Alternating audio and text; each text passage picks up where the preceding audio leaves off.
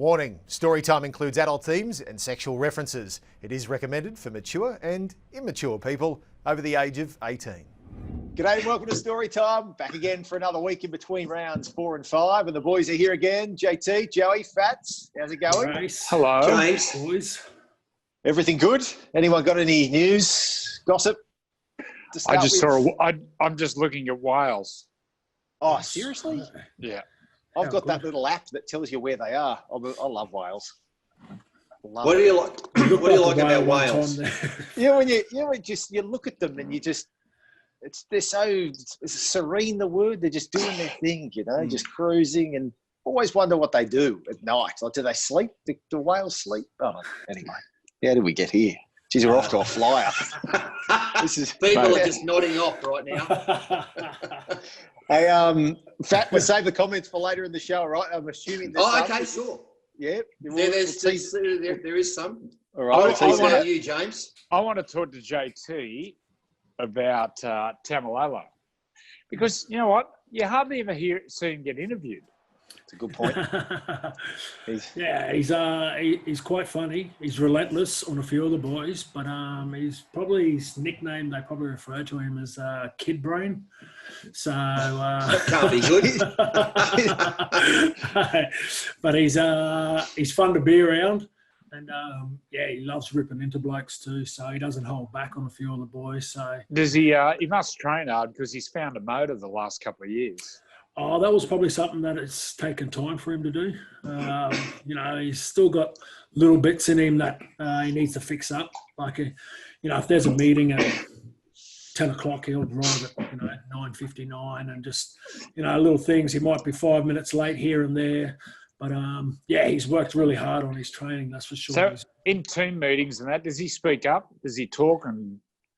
Sort of. Yeah. So that's where he started to find his voice. So in 2017, me and Thumper, Matty Scott were out injured. So he really stood into that role and really come on and leaps and bounds and led from the front. So, he's really found his voice. I shouldn't tell you this, JT, but I thought Cronulla was the best bet of the weekend last week because a guy like, and I unloaded, $2.30, thank you.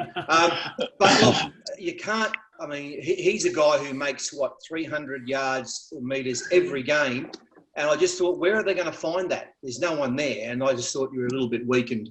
And the fact that you've retired a couple of years ago, still hurting. We're really poor at a dummy half on the weekend. Just too many errors.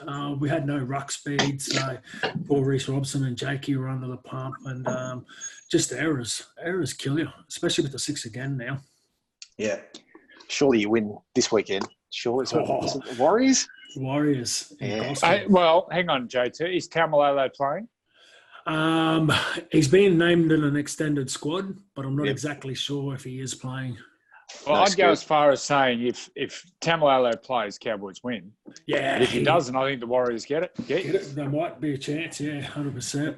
And the Warriors are getting 6.5 start, by the way. And he loves playing against the Warriors too. Hey, hang on, why is that, JT? Does he like playing against the other Polynesian boys? Yeah, it's just, when we play against the Warriors, just against those boys, the New Zealanders and the Kiwi, the Tongan boys that are over there as well. So he really he gets up for that game. So hopefully he's playing for the Cowboys' sake. Oh, yuck. That's the worst news. Yuck. Hey, boys, what about the Dragons, boys? Honestly, I watched that the other day. They look like they're not even trying 1 inch. No. Honestly. Is that the opinion you guys have got? It's like the harder they try, the worse they get. I think they just need to peel the game right back and just do the basics. Well. Just do the basics well, like just kick chase, you're tackling, just take the line on. They're just like block for block plays. You get ruck speed, just stay there and hammer the ruck. And pull it back at training. Go and have some fun at training. Yeah. That's why you play the game. Yeah. Plus, it pays pretty well. Yeah. And helps you meet girls when you're younger. So are you unloading on the Sharks against the Dragons this week then, Fat? No, I'm always wary. I actually backed the Dragons the other day. I thought they'll beat Canterbury, but they were very poor. And a couple of their forwards were walking after 10, 15 minutes. And it's like, mate, you've got no game today. There's no effort. So they were awful. I couldn't be. I'm going to stay out of that one. Poor old Mary. Hey, hey, you were talking about Jason Taumalolo before. We've got a photo that includes him, but he's far from front and centre. Look at old mate in the middle. Jeez, we pick up some goodies. Oh, jeez. What is going on there, Borat? Yes. Where's your wallet? Look at your wallet sitting in front of your What about the ring? That's my last Mad Monday. So the boys, we're doing reviews. We're going to Early Beach on the Friday morning. So we get in Thursday, and I say to Morgo, "What are we doing for the trip to Early Beach?" He goes, "We're doing Tight and Bright." I've gone, "What? Tight and Bright? What are we doing Tight and Bright for? Won't be able to get in anywhere." And he goes, "Mate, everyone's doing it." So I go and buy this get-up. We're leaving at like 8 o'clock in the morning. So it's about 7:30. I'm in the taxi on the way to the bus. I get a call from Morgan. He goes, "Are you in your kit? A couple of boys haven't arrived and they've had Sam Booker shots." I've gone, "No." And then Coops rings and says the same thing. So I'm in the back of the taxi putting my kit on. And I arrive and there they all are at the bus, all dressed in white. Yeah. Who's the bloke on your far left, like on our right as we're looking? That's Gavin Cooper in underwear. Yeah, he needs a bit of help, Gav. He's, Gav, what's doing there? Not much. By all reports, I'm glad Cohen Hess didn't wear your outfit, JT. Yeah. He would have been arrested for weapons of mass destruction. That is correct. Joey, we found this one of you with one of your workmates, actually. This one. Oh, look at the two little inbreds from Cessnock. Look at them. What about the Barry Beef on you? Look at him go. Wow. They are good choppers. Who knew that one day he would become an immortal? He's And depraved. Sterlo's got the rig going on there too. Oh. Wow. That was What's the that game. Cessnock. That game was at Cessnock, and that game is when you'd remember this, Fatty. Mick Cronin hurt his eye, damaged his eye really bad. Yeah. And I think was that one of his last games, maybe, or that might have been his last year. I think it was the start of '86, and he missed a lot of it. Yeah, but he eventually played in the grand final, which they won. He and Ray Price is their last game. But at the start of that year, yeah, he hurt his eye. What was it like meeting Sterlo at that age, Joe? Mate, I can't remember really. You weren't drinking at that age, were you? No, I wasn't. I remember the next day. I don't know if it was this year, but Cessnock used to be sponsored off Tyrrell's Wines. So every when they'd have a trial match there, the next day they'd have a barbecue out at Tyrrell's Wines. So I can remember getting out of the car, walking in and seeing Tommy Rodonicus absolutely full as the last bus. This is like about 11 in the morning. Yes. And Gail going, "You and Matthew, you stay away from him today." I was like his lapdog. I just followed Tommy around all day. So. Later in life, when I made the front page of the paper, thanks, Tommy. You influenced me really well. Hey, Fat, do you remember when you're a young bloke and you love your footy, do you remember meeting your first sort of superstar player, maybe someone you idolised along the way? Well, my idol when I was growing up was Terry Randall. We used to, in Brisbane, we used to get the Sydney games from a Saturday, the ABC. They'd replay them on Tuesday night at 11 o'clock at night. And me and Dad used to beg with Dad to let me stay up and watch it. And I fell in love with Terry Randall, just the way that he played. And he was hard and tackled. And I was a back rower. So I finally got to, I packed down with him in my first year in 1979. And Wow. To pack down with him, my idol, I just felt 10 foot tall. It was so good. He's a great man, a lovely gentleman too, and he retired in 1982. But so that was a massive. That was fantastic to meet him, the great Eagle. I can only imagine. What about you, JT? Along the way, someone you idolised? Did you go to fan days as a kid, or was it get to the footy? And I used to live at Sunnybank Hills, and the Broncos used to play at ANZ Stadium there at Mount Gravatt.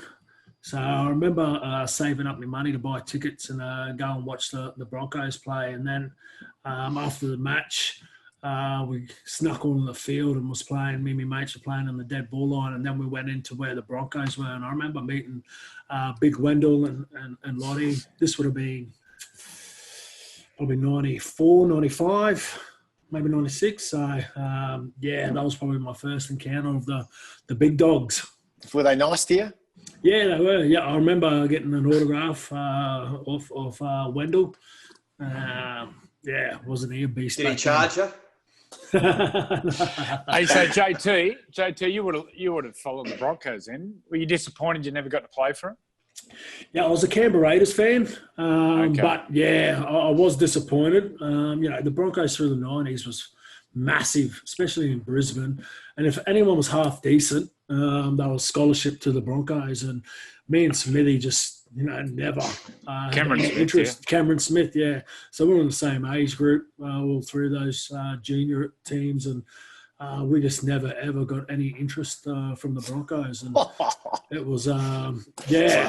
it really put a chip on my shoulder. And it wasn't until I moved out of Brisbane that I started to realise that, there's another 15 clubs out there, and that's when my footy started to take off, really. So hypothetically, if Brisbane did give you the tracksuits and, the fanfare when you're 13, 14, 15, is there a chance that you couldn't have been the player you are today, or you were?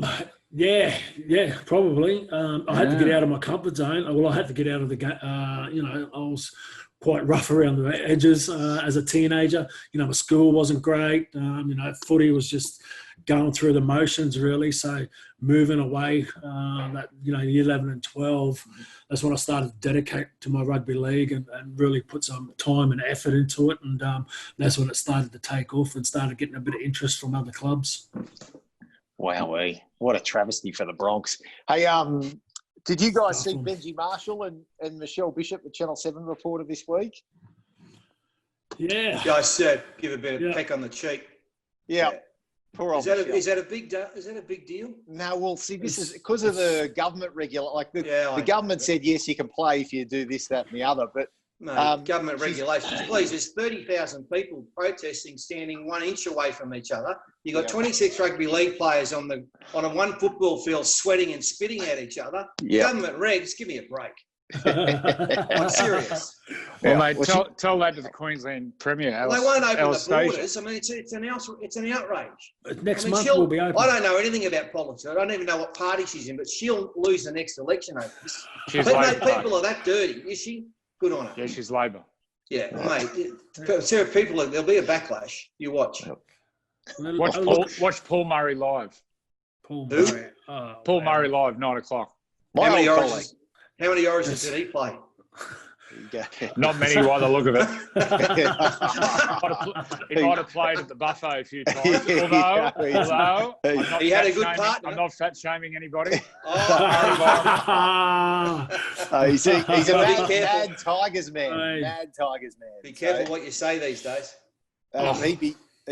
He'd be filthy about Benji getting dropped. Oh, by the way, Michelle Bishop had the coronavirus test too, and she's corona free. So that's good. Yeah, isn't that wonderful? Getting the corona test. Everyone's. Oh, yeah. I got to say, by the way, I watched the Tigers the other day, and I know to get beaten by the Titans, they went ordinary.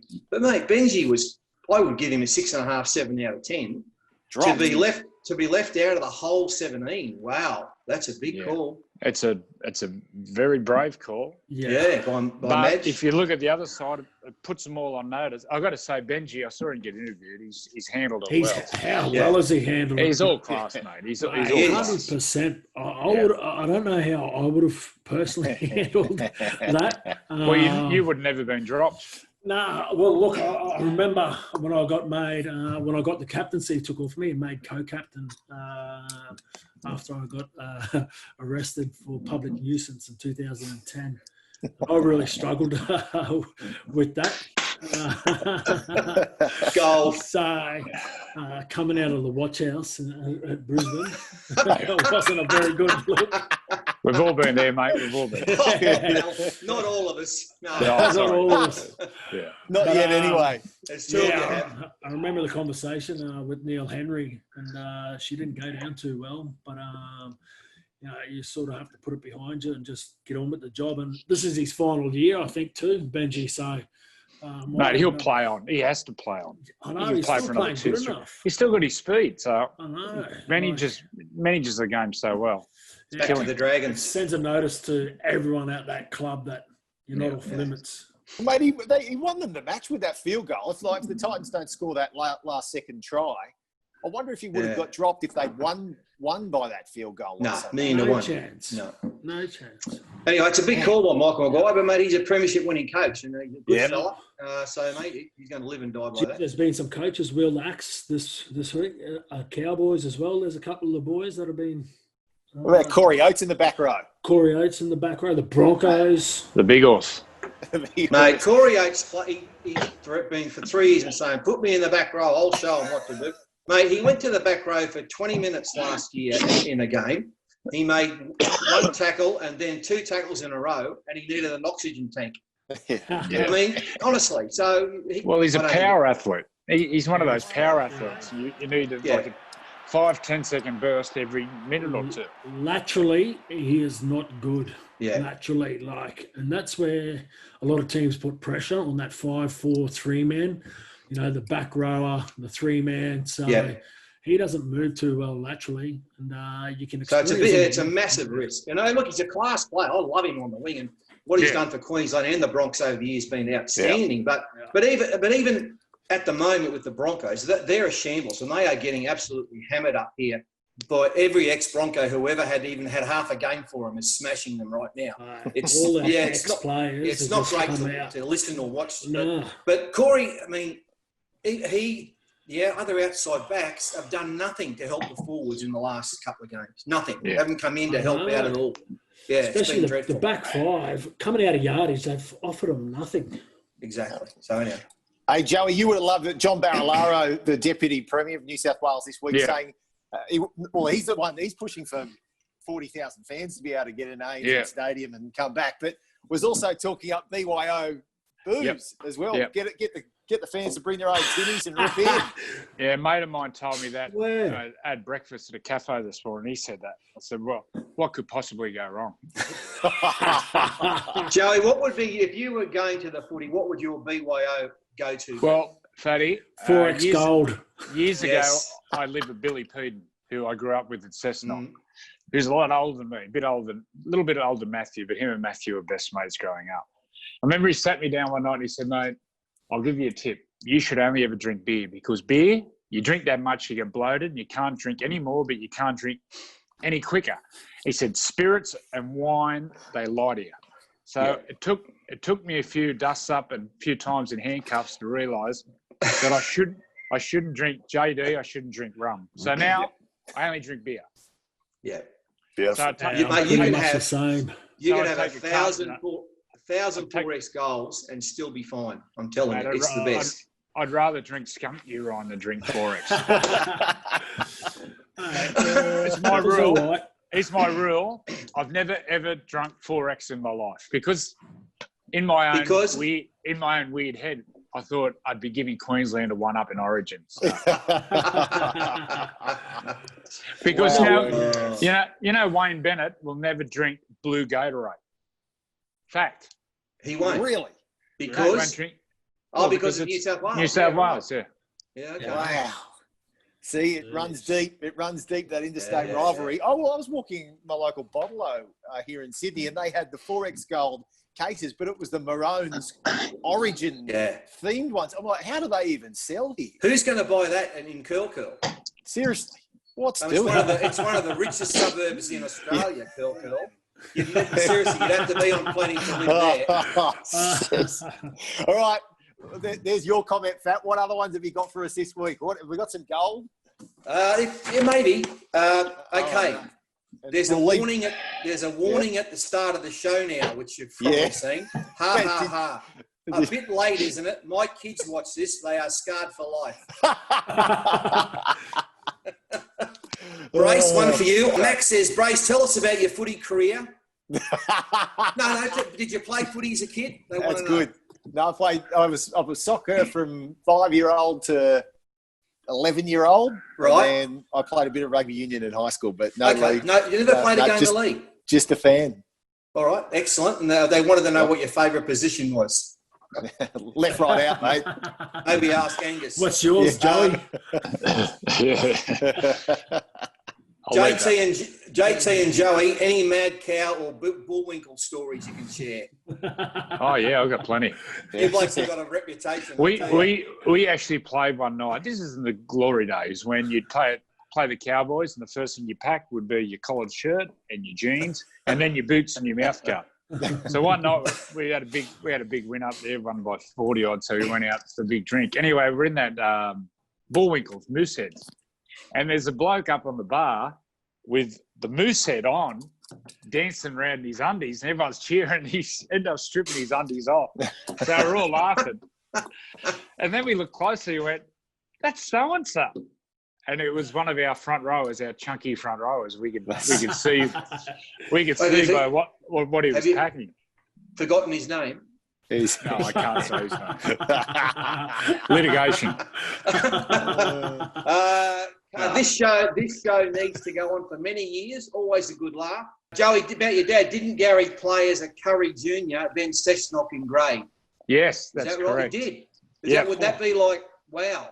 That's like Queensland and New South Wales, or vice versa? Yeah, very similar, because he married my mum, who was from Cessnock. Okay. And so that was a big no-no. No, this is like in the 70s. Yeah, right. Mate, they disowned him. Jack, he works out of the little joint out here called Choices. It's like a $2 shop. I was in there trying to buy a squeaky toy for my dog. Anyway, he says, "Cheers for getting a photo with me on Sunday, Fat. You're welcome, Jack." And he starts talking to me. He says, "Mate, I love that show." I said, "Oh yeah, mate, but the footy show hasn't been on for a couple of years." He says, "Oh no, not that. Story time. It's the best show on telly." Wow. Well, it's not on telly. Yeah. Okay, brace is the go. Fat is an idiot, but in a good way. JT carries this show. Joey's a flog. Oh yes, good judge. One for Joey. Reply from someone. Are you on drugs? Must have been. Hey boys, shout out to my mum, please, Megan Wills. She's going through a tough time medically. Would like a shout out from Brace, JT and Joey, and a big kiss from Fat. There you go. Boys go first. On you, Megan. Get well, Megs. Megan, are you ready for this? Hanging there, Megan. All the best. And Look at that kiss from the Fat. And this is my new favourite show. Tell Fat that Piercy says hi. Thanks, Junior. Good on you, champ. Dunsky. Where's Angus? No, Angus dropped off. He's dropped off. He might be dead. Who knows? Who's the most famous person you've ever met? Joey, did you meet Kylie Minogue one night? Yep. And? No. Lovely girl. Mate, listen, now, seriously, no one watches this show, right? No. You can tell us. Come on. No. Swear. Didn't you have an TBC. opportunity, though, to go and say hello in a private way? No. Shut up, Joey. Mate, what do you reckon she'd look at a little inbred like me with little tiny... I was on a buck show when I met her, so you can imagine the state of it. It was in the off-season. I tell you, I met Tom Selleck. Hey, that's I was on Tom. Who? That is disgraceful. You're on a plane with him, aren't you? No, what was he in? Magnum PI. Magnum PI, that's it. Yeah. So I was on a plane with him. I get on a plane. We're coming home from the Kangaroo Tour. I've been over there commentating. And I somehow I got bumped up to 1D, which is on the right-hand side, right at the front. Yes. How good's this? So we take off a look over. There he is, Tom Selleck. I nearly got half a chubby. I loved him. It's absolutely fantastic. And he's reading a Tom Clancy book, right? Blah, blah, blah. So anyway, about 4 hours into the flight, because a lot of Kangaroo supporters were on the plane going home after the series, right? So they knew I was on the plane. So the hostie comes up and says, "Oh, Mr. Borton, there's about 20 or 30 fans. They want to come and get an autograph." I said, who of? He said, "No, you." I said, "Okay, sweet, no worries." So, mate, they're lining up one by one.